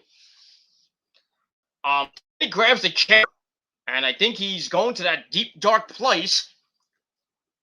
He just takes the chair, wailing the living crap out of T-Bar. T-Bar tries to get away. Damien takes him to the apron and picks him up, choke slams him through the table, which exploded. I mean, not that little, hit the thing. I mean, it exploded into a million freaking pieces. And then, like I think it was Corey Graves was like, "Hey, Barry, you ever see a table explode before?" Anyway, and then that was it. I was like, this match is done, man. Like, T-Bar is dead. Dead? Or is he mostly dead? Well, Damien picked up the lifeless body of T-Bar, brings him back in, has to basically pick up his body again, knocks him in the back, and then goes, Then he hits the reckoning and 1, 2, 3. Good night, T-Bar at almost 13 minutes. Good God. That's it. I like this Damian Priest. Reminds me of him when he was Punishment Martinez back in Ring of Honor about 5, 6 years ago. Well, maybe close to 5, 6, 7 years ago, maybe. Remember how vicious in Ring of Honor when he was the TV champion at one point? Damn, he was vicious. Because he's from New York, of course. He's Big Papi from New York. But I digress. All right, so Damian wins again. And I gave this 3.25 out of 5 stars just for the viciousness of that match. And that's that. Afterwards, we get an interesting person come out. Apollo Crews and his good buddy Commander Aziz. They come out, and Apollo's like, I want to introduce myself. My name is Apollo Crews, and this is Commander Aziz. And so basically, Apollo wants to is here to breathe new life into Raw. Then he says Damian will have the chance to meet him in combat and lose the United States title. That's it. So I guess we're gonna get Apollo Crews and Damian Priest in a feud over the United States title. I think it'll be pretty decent. I mean, I really don't think Apollo needs it for a third time. Just saying. I rather would have gave it to somebody else, like Keith. Well, maybe Keith Lee. I mean, what are they gonna do with Keith Lee? Is he just gonna stay there in catering? Maybe, I don't know. But that's basically all I gotta say about that. All right, we're gonna move on. We're just about 15 minutes away from NXT, so we're gonna end this up, and then I'm gonna edit, and then we're gonna go right into NXT 2.0. And then we'll see what happens later tonight if I do a NXT review, or I'll just save it for maybe tomorrow. And that's that. All right. Yeah, so I gave all that 3.25 out of 5 stars. All right. Then we go to the back where we see our good buddy, Mr. Meditation Man himself, Johnny Drip Drip, John Morrison. He's meditating. Reggie's like, the fuck you doing, dude? And then he's asking him about his meditation. Then he has to once again escape R-Truth, Akira Tozawa, and that dork Drake Maverick again. You know, he escapes and on like random things, and he backflips off, and Drew's like, I'm gonna get you! And then like Reggie talks about being champion for like over 100 days. I'm like, I don't care. The 24/7 title's a joke as it is. And that's it. So Reggie's still the champion. Can't believe he's been champ for over 3 months now. Because he's basically never defended the belt. Maybe a couple times, and he beat Ricochet in a pretty match. And then after that, he really hasn't had anybody to fight for that belt. Just the same fucking segment every Monday and Friday. Same shit. Just get rid of that fucking belt, please. Just get rid of the belt. It's horrible. And that's that. All right, so I gave that 2 out of 5 stars. And that's it. All right, after that, we get to your SmackDown Rebound. I guess they're starting to bring that back, which I think is good for the show. We haven't seen that in a while.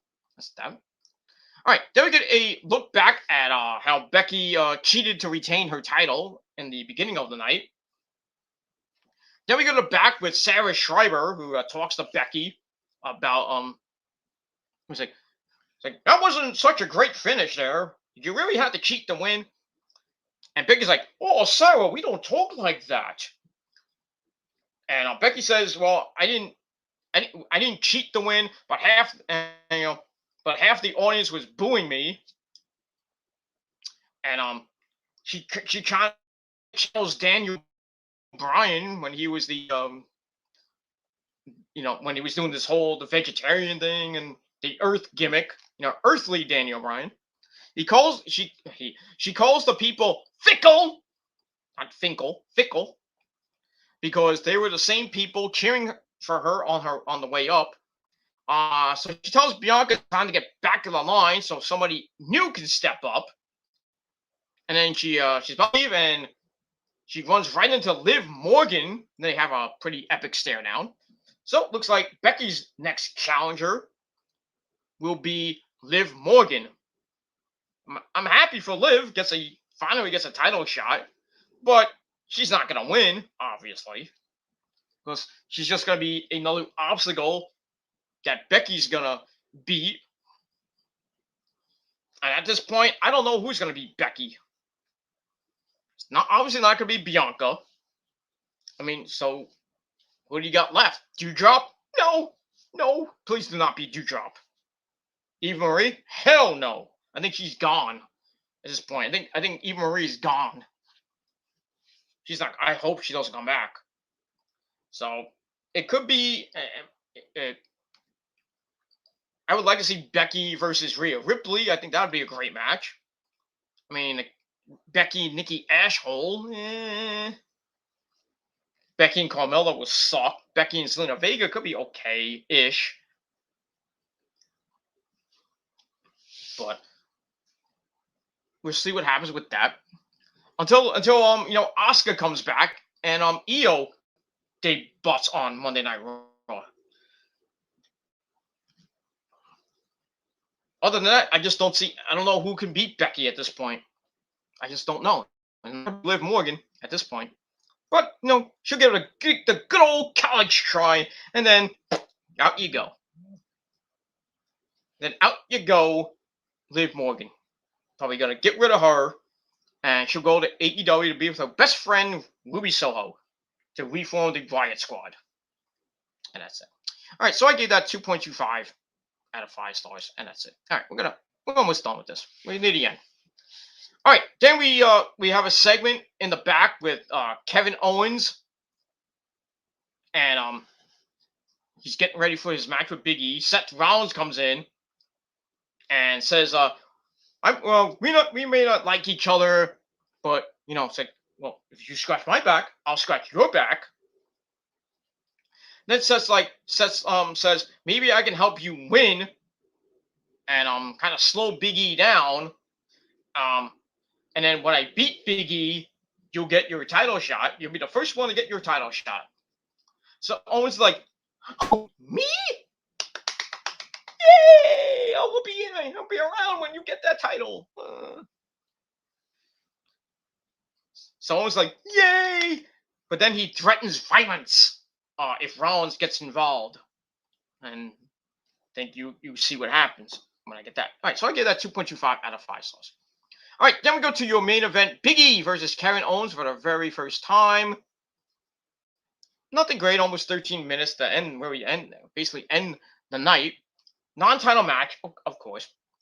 So Kevin takes him right down with an early 1925 chin lock, which then gets reversed into a headlock for a little change of pace. That gets broken up. Kevin hits a hard elbow to the face, which only pisses off the big man. Who tries for the big ending, gets reversed into a reverse DDT for a near fall. Then a middle rope drop kick by Kevin. Didn't see that one coming.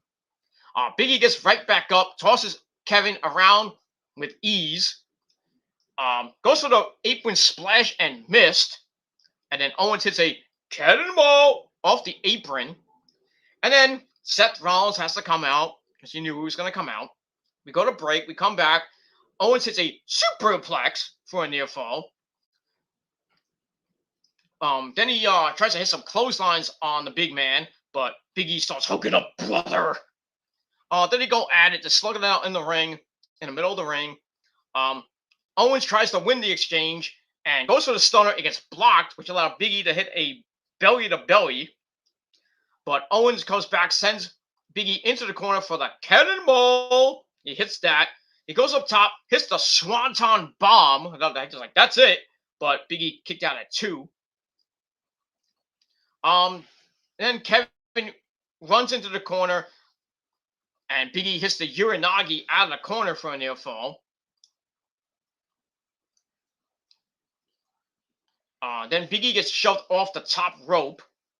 Then another Swanton by Kevin But Big E gets the knees up. Then he spears him through the ropes.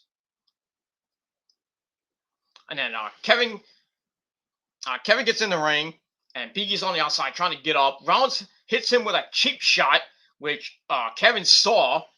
Apparently, the referee was taking a nap. So Owens goes for the cover, gets a near fall out of that, which then Big E reversed it right into a crucifix pin. 1, 2, 3. Big E gets the sloppy, cheap win in just under 13 minutes. But still a pretty decent match. Nothing great. And I gave it 2.5 out of 5 stars. And that's that. And then afterwards, Kevin's looking at Seth, and Seth's like, "What happened? What the hell happened?" And then Big E sees the replay, and basically Kevin tried to cover me after he cheated. So Owens is like, "I'm sorry, I didn't know what happened. I got hit. I was all knocked out like you were and everything. I was half hour." So Big E's like, "I'm not trying to hear that." Blah blah blah blah blah blah blah blah blah. Then Kevin gets on the mic. He's pissed, and just starts bashing Rollins like, "I blame you for this." Then he's like, "Next week, me and you, we're gonna fight." So that's official for next week. Kevin Owens and Seth Rollins kind of reigniting their feud from WrestleMania 36. And we'll see what happens with that on Monday Night Raw this Monday night. Owens then apologizes to Big E again, but Big E's like, "Fuck you." Picks him up, hits the big ending, and basically that's it. Lays out Kevin and ends the show. So a lot of people saying that Kevin turned heel-ish. I think Big E kind of turned heel. But, I mean, we'll see what happens next week with Kevin and Seth. And that's it. And see what Big E shows up. What's going to happen with all that. But this might be Kevin's last hurrah, maybe at the world title threat match at day 1, or whatever they're gonna do. And that's pretty much it. So that's pretty much it for that. And we're gonna move on. All right. So like I said, the match was decent. I gave it 2.5 out of 5 stars. The aftermath I gave the same, and that ends a pretty looking Monday Night Raw. That's pretty much it. That's it. That's all I gotta say about that. So it was kind of no. Hey, what do you mean? Oh, Mike. I didn't say your name. Yeah, but you were like, I thought you wanted to talk to me. Yeah, call me in 2 days. Well, I'm busy. It was Halloween. What did you dress up as, Mike? I dressed up as the Gladiator from FMW. Yeah, that was actually good. You actually looked pretty damn good back in FMW. That was pretty damn good. That was good. That was the good days. Yeah, I put Masato Tanaka through electric barbed wire. Like freaking, watch your language. Got people from Japan watching, Mike. They love you. I love them too. They're awesome, but I'm awesome too. Okay. That's all I had to say. I'm just saying that Raw was kind of Yeah, I was watching Raw with the guys, and they think it sucked. Even Macho Man was saying it sucked. Yeah, what did he have to say? Hold on, I gotta go get him. Oh, Randy. Come on in, Randy. Ooh, yeah. Dig it. How you doing, Randy? Ooh, freak out. Snap it to a Slim Jim, brother. I don't eat Slim Jims there, Randy. But anyway, while I'm here, how's Liz? Have you talked to her? I want to know how she is. I miss Miss Elizabeth, who should be in the Hall of Fame. What do you think, Randy? I think Vince McMahon's a piece of shit there. Yeah, that's true. But Miss Elizabeth should have been in way before You know, bitches like Beth fucking Phoenix. Just saying. Oh yeah, Beth Phoenix is a whore. Oh whoa, easy, easy there, Randy. You know, you're talking about Adam Copeland. You know, the guy known as Edge. You know, talking about his wife and everything. Yeah, but Miss Elizabeth was the first lady of wrestling. Ooh yeah, she was hotter. She's hotter than Beth Phoenix. Yeah, you get it. Okay, Randy, go back. Yeah, I think you need to go back to the bar. You know, just tell Liz. Just tell Liz I love her, and then that's it. You know. Okay. Anything else you want to say? Anything else before you leave, there, Randy? Randy. Step into a Slim Jim. Ooh yeah. Okay.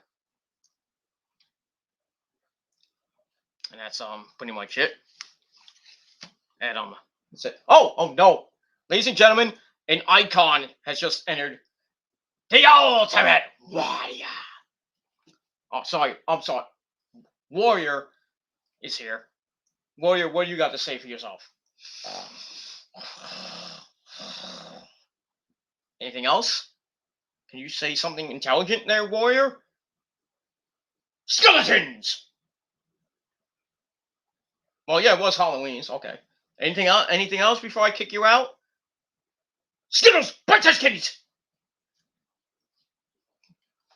Jesus fucking Christ. Alright, guys, get the hell out of here. But I digress. Alright, so it says Randy Savage, the Ultimate Warrior, and Mike Awesome. Ladies and gentlemen. And if you don't like my impressions, well, fuck you.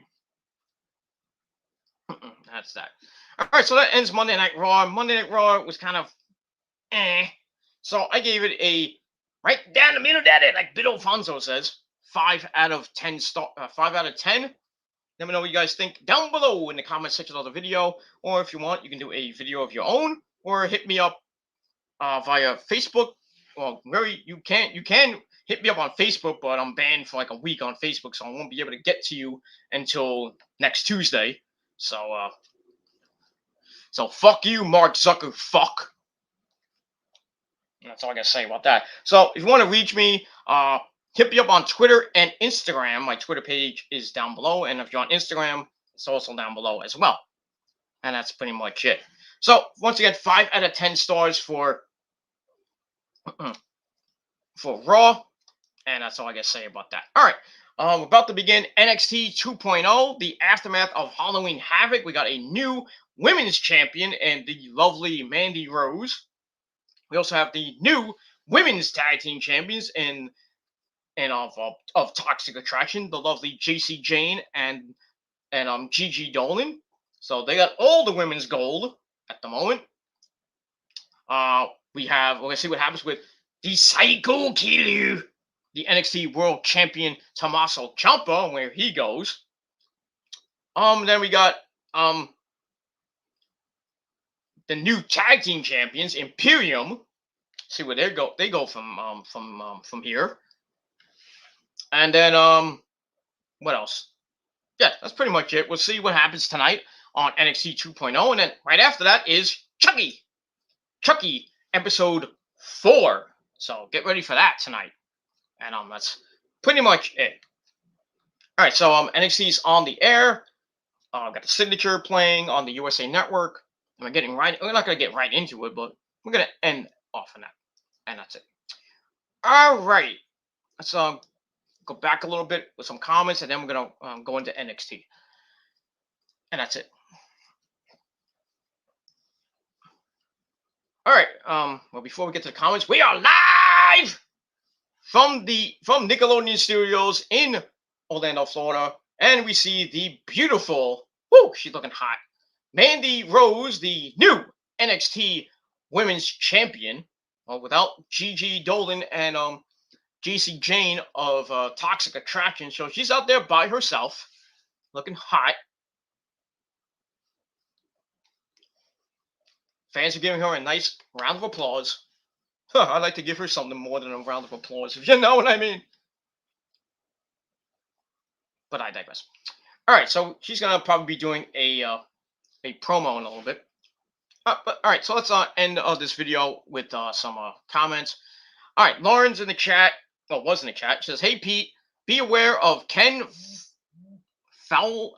How can't we read his name? Faulberg. He's been invading other communities, so be aware." Okay. I don't know who he is, but I'll look him up. That's probably it. But yeah, if he's invading communities, then I'll stay away from my community, because you know where you go if you come in this community. But I think that's no problem. Okay, Nick's talking about that creep. Okay, we're talking about Randy Orton's theme. I still think Thorn in My Eye is better. Okay, mixture of Thorn in My Eye on and voices. That I hate the new theme. Other than that, Hunter was there. Oh, really? The game was at he was backstage. Hunter, Paul Levesque, Hunter Hearst Helmsley. The game was backstage at Raw. That's kind of cool. All right, anyway. At least the Royal Rumble will be in St. Louis. Yeah, that's going to happen January the 29th. That's Saturday night, January the 29th, in St. Louis at the stadium. And that's that. And that's that. Okay, you met him as well. Who'd you meet? Oh, DDP. I didn't meet him in person per se, but I wish I still had it. But back in the day when in WCW when remember when DDP got hurt? I think it was his back from the fall he took during the filming of Ready to Rumble. He asked the fans to send their well wishes to him, and that's what I did. And then I wrote a whole big thing on his website and everything. And next thing I know, I get a thing in the mail from the man, from DDP, and then his former wife, Kimberly Page. They gave me a picture, a signed picture, with him, and then Kimberly says, thank you so much. And then in that, besides the autograph, he says, "Thank you for the letter. It got me jacked up." I wish I had it. I don't know where it is. It's somewhere in my house. If I ever find it, I'll show it one day. And that's it. But DDP, the master of the diamond cutter, but I'm the master of the Gilmore cutter, and I'm a master debater. But I digress. Anyway, come on, you know he can.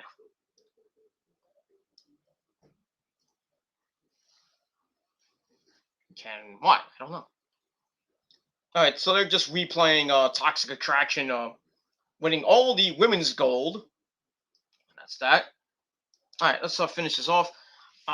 Nick says Raw was shit. Pretty much. Shout out to the Macho Man Randy Savage. Oh, yeah. Stop into a Slim Jim. Little excitement. So, not a big fan of the Slim Jims. Oh, they just went from Mandy's little celebration to the back where we see Gigi and Casey Jane beating the crap out of Zoe Stark, the former NXT Women's Champion, along with Io, but Io's not there anymore. So they beat the crap out of her and messed up her leg. So yeah, Mandy's like, I taught them well. Poor Zoe. And basically say Toxic Attraction runs NXT, and basically there's nobody that can stop them. But we have somebody coming out now, and that is it is Io. There's Io. Well, she hasn't gone the main roster yet. So Io comes out, and now she's on the mic. Beat that Gilmore is sexy. Oh no, she didn't say that. Would be cool if she did. And he's like, I saw what happened to Zoe, and I'm going to kick your ass. I like cats. Basically, she's like, I saw what you did, and I heard you said, I don't like you. I don't like you. She's like, I don't like you even less. So basically, she challenges Mandy to a title match right now. Yeah, let's do it. Let's do it. So Mandy's like, hold on. You might be Io Shirai, former NXT Women's Champion and Tag Team Champion. So basically, she says like, everybody used to be scared of you in the back, but now. But I'm not scared of you. You want to fight? Let's go right here. Let's get a referee. Then she gets a cheap shot in on Io, and then slams her head on the announce table. Ow. Said it didn't not hit Beth fucking Phoenix. Now into the ring post. Ow. Well, this is probably gonna be Io's last night or nights in NXT.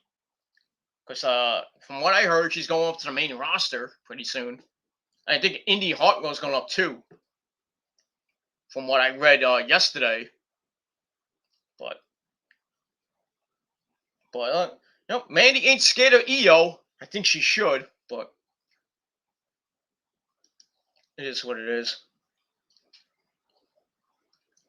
So no help for Io. She gets beat up. So Mandy tries to talk some smack to Io. Io's like, "Fuck you, bitch," and just starts wailing on Mandy. And Mandy goes for a clothesline. Io picks her up and a nice German suplex, putting her in the corner. Mandy looks like he's on Dream Street. Almost had a wardrobe malfunction. Then we get a shotgun knees in the corner, and then she steps on her stomach. She's about to go for the moonsault, but then we see JC Jane and Gigi come out, and now it's a 3-on-1 beatdown on Io, and Zoe Stark ain't gonna come out and limp out, I should say, and help her tag team partner. But Io's holding serve, and she locks her in a I don't know what she locked her in. Nothing looked like the coquina clutch on JC Jane. But then the 3-on-1 beatdown continues, and then we get Casey Catanzaro and Caden Carter. They come out to help Io, and now they take out the heels and they knock out Toxic Attraction. So I can guarantee you probably gonna get a 6-man tag team match coming, player. Io, Caden Carter, and Casey Catanzaro taking on Toxic Attraction in probably the main event. But you know what's gonna happen. I like JC Jane's little top. You can see right through it, and you can see her brow and her boobies, which isn't a bad thing. And that's that. All right, so that was a pretty good segment. All right, now we get to highlights of from Halloween Havoc, Imperium winning the tag team belts, Ciampa retaining against Braun Breaker, and we see what happens with Ciampa, and then we see some clips of Carmelo Hayes and Trick Williams going into the haunted house to get back Carmelo Hayes' North American title. Let's see what happens with that. And now we're back at the commentary table with Vic Joseph in a like a dungaree freaking jacket next to Beth fucking Phoenix, and bad news, Wade. Brother, I'm afraid I got some bad news for you. All right, so speaking of Carmelo Hayes and Trick Williams, they're going to be taking on Dexter and Johnny Gargano in a tag team match later on. So we got that. All right, now we're backstage with Toxic Attraction. They're walking, and then they roll up and they meet Dakota Kai, who made her return last week after she was the hooded figure and hit Raquel Gonzalez in the back with a shovel. So Mandy was kind of like saying, "Oh, thank you for helping me win the NXT Women's World Championship," and Dakota's like, "I didn't do it to help you," and that's that. And now we got the Aussie princess herself, Dakota Kai, looking hot. She got kind of new makeup. Kind of has like a thing over her eye, like a star or something like that. Kind of cool. So we're gonna see a new Dakota Kai, a mean version of Dakota Kai, coming up next on NXT 2.0. And that's pretty much it. And we move on. All right, so a couple more comments and we're out of here. Nick says, "Say hi to Miss Elizabeth for us, wrestling Randy Savage." Okay, Elizabeth, I love you. That's right, Randy. Hi, Nick. I can't do a voice. That's right, Randy. That's right, Nick. Elizabeth, get in the corner. Give me a Slim Jim. Sorry. Yep. The first power couple of the WWF. The original power couple. Randy Savage and the lovely Miss Elizabeth, who Miss Elizabeth should be in the Hall of Fame. She should have been the first person in the Hall of Fame. Because she is the first lady of professional wrestling, not Maria Kanellis. You can tell her yourself that Miss Elizabeth is the first lady of professional wrestling. That's all I gotta say about that. That's it. All right, final comment from Nick. Io goes to the main roster. She gets a little bit of a push, and then right into Titus Catering. Yep, I mentioned that about last week on my Halloween Havoc review, because it was first reported by Wrestling Inc. on their podcast, their YouTube video, their NXT Halloween Havoc review, that Io was going up to the main roster. So,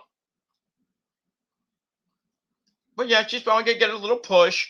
Maybe they'll bring back Asuka. They'll team them up, win the tag team titles, and then next thing you know, both of them go to catering. But I guess we'll have to see what happens with that. All right, everybody. Thank you all for watching. Got another great stream over the past 2 hours, and that's all I got to say about that. So I'm gonna watch the rest of NXT, and I'm gonna have my sensible dinner, and then probably go to bed after that. I don't know. We'll see. Maybe back later tonight. I doubt it, but we'll see. And that's that. So thank you to Nick, as always, my tribal chief of the chat, for coming in. Lauren, thank you for coming in. By the way, Lauren, I know if you're still watching, Lauren, I don't know why you're in the chat with a certain bald bastard, but gonna have some explaining to do, and that's that. We also had the my good buddy the Ethereal Leon in the chat. Thank you for coming on. Nick, as always, and my good buddy Carlos Cabral. Check him out after NXT NXT 2.0 tonight on his YouTube channel. So check him out. And also a big shout out to my Canadian brother from the north, Andre Corbeil. And that's it. Also, big shout out to the Insanity Plex and everybody from the former XWF. And that's all I gotta say about that. And that's pretty much it. All right. Well, briefly as we end, we're back on NXT as when Duke Hudson's poker room, when they're playing poker, Duke Hudson is winning, obviously. Then Cameron Grimes to the moon. He comes in and he wants to go play some poker. So he throws down some money, probably a lot of money. I don't know where he got that from. So he gives him some money, and then he starts talking some smack. And then Duke's like, "Well, why don't you give me the rest of your money in your pocket?" So Cameron's like, "Well, I'm getting flustered by all the hot ladies next to me." One almost looks like Bookie Hogan, but I digress.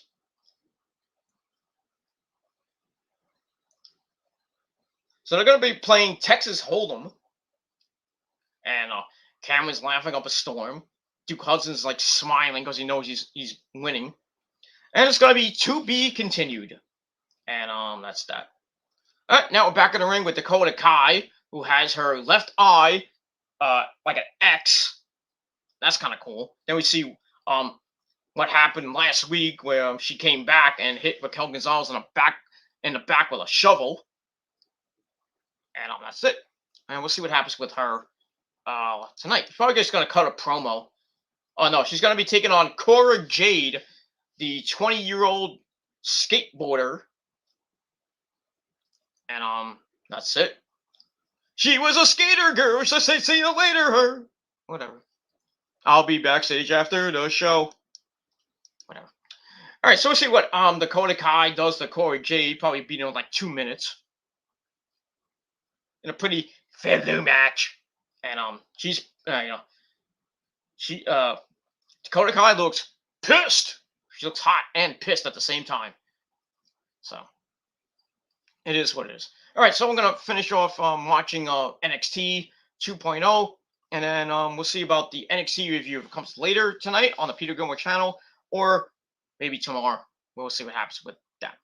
All right, everybody, thank you for watching this Raw review. Once again, 5 out of 10 stars. Let me know what you think about that down below in the comment section. Don't forget to subscribe, hit the bell, share the video all over the internet, and follow me on social media.